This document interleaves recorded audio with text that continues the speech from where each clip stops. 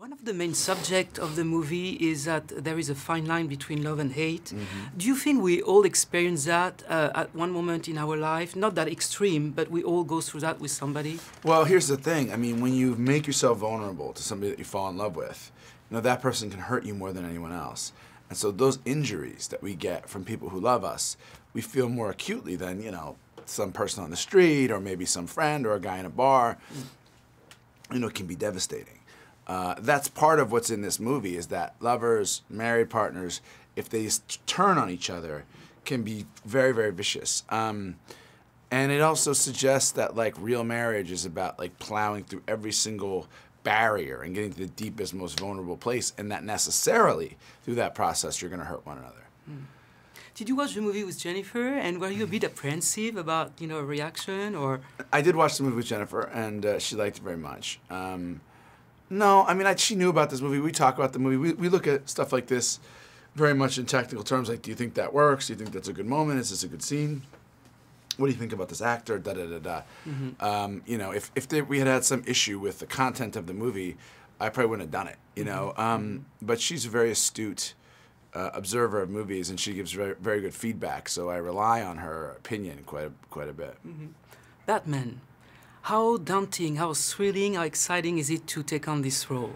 It's very thrilling. You had a great script, very talented director, strong studio distributing and promoting and marketing the movie.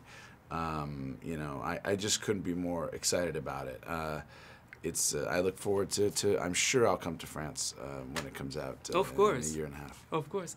Can I ask you one word about Robin? You know, you worked with him, we journalists worked with him. He's, you know, somebody we miss a lot. So sure. Can you tell me, if you had to remember one moment that remains in your heart that you share with him, which one would it be? Well, the first thing that comes to mind is that, you know, I would watch the dailies, the film, and Matt didn't really watch them all the time. And so he often asked me, how did it go, or what did you think? And there was one day where he had one of his speeches, and he was very insecure about it. He did it about 25 times. And that night he said, you know, hey, what do you think, how did it go? I said, you know, it was great. Like, you were amazing. Mm-hmm. How could you, and the next morning he wanted to redo it, and we shot 20 more times. And I was so amazed that a guy who was the biggest star in the world was working that hard and still had that insecurity and still had that need to achieve. I expected him to be, I don't know, cavalier or confident or something, but he just was kind and hardworking.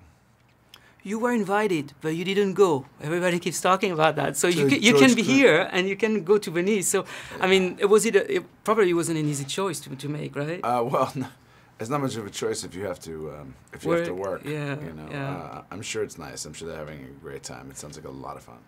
Very last question. What question did the book raise on a personal level when you read it the first time?